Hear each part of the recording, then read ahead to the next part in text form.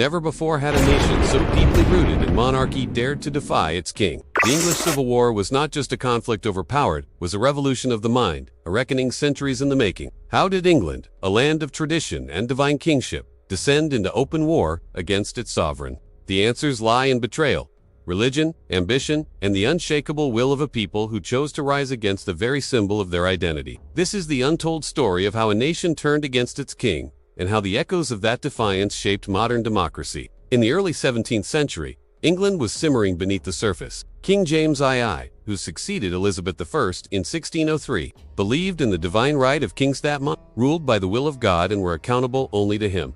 But tensions were already forming. Parliament had grown more assertive, seeking a role beyond simply approving taxes. Religion was another fault line. Protestant England was increasingly hostile to Catholic influence, and the rise of Puritanism, a strict, reform-minded branch of Protestantism, was transforming social and religious norms. When James's son, Charles I, ascended the throne in 1625, the country's fragile balance collapsed. Charles, reserved and dogmatic, inherited his father's belief in absolute monarchy, but unlike James, he lacked the political savvy to manage Parliament. Almost immediately, Charles clashed with Parliament over finances, foreign policy, and religion. He dissolved Parliament multiple times and eventually ruled without it for 11 years, a period known as the Personal Rule. During this time, he raised taxes unilaterally, angered landowners, and imposed religious reforms that many viewed as dangerously close to Catholicism. One of the most contentious figures of this era was Archbishop William Laud, who enforced high church practices and persecuted Puritan dissent. The perception grew that Charles, under Laud's influence and with a Catholic Queen Maria Francois steering the country back toward Rome.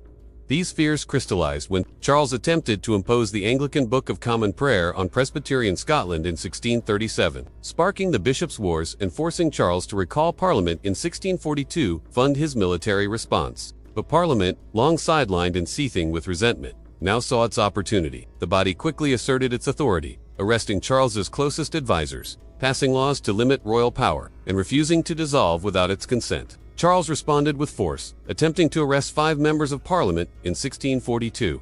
The move failed, and London erupted in outrage. Realizing compromise was impossible, both sides began to raise armies.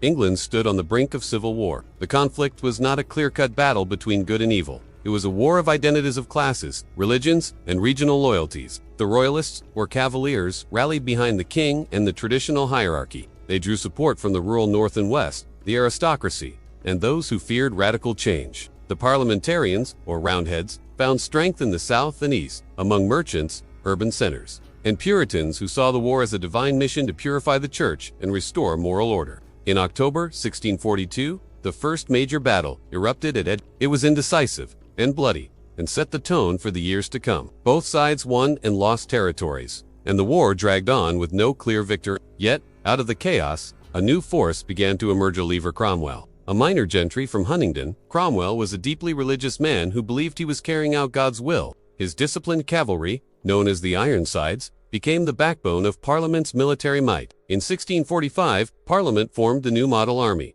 a professional, ideologically driven force that marked a revolutionary shift in English warfare. This army, led in part by Cromwell, crushed the Royalists at the Battle of Naseby. Charles's forces were scattered. In 1646, Charles surrendered to the Scots, hoping for leniency, but after months of negotiations, the Scots handed him over to Parliament. Even in defeat, Charles remained unyielding. He refused all compromises, played factions against one another, and tried to spark a second civil war. In 1648, his gambit failed. Cromwell and the new model army crushed Royalist uprisings, and Parliament had had enough. In a dramatic and unprecedented move, Charles was put on trial for treason. He argued that no court had authority over a king, but the verdict was inevitable. On January 30th, 1649, King Charles I was executed outside the banqueting house in Whitehall. His death shocked Europe. A monarch, divinely anointed, had been judged and killed by his people. England declared itself a republic, the Commonwealth, with Oliver Cromwell emerging as its de facto leader. But the dream of a republic was short. Though Parliament held power,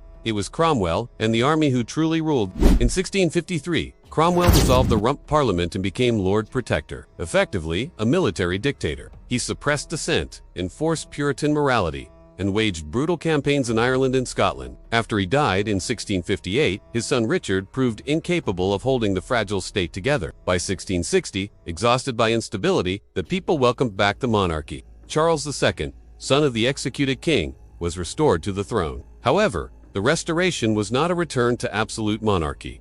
The civil wars had changed everything. The king ruled with parliament, and the memory of the rebellion lingered. The English Civil War was not just about politics, it was about what kind of nation England wanted to be. It questioned the very foundations of authority, faith, and freedom. It laid the groundwork for constitutional monarchy, parliamentary sovereignty, and the rights of individuals to resist tyranny. In turning against its king, England began its journey toward modern democracy. Never again would the divine right of kings go unchallenged. The people had tasted power and they would never forget.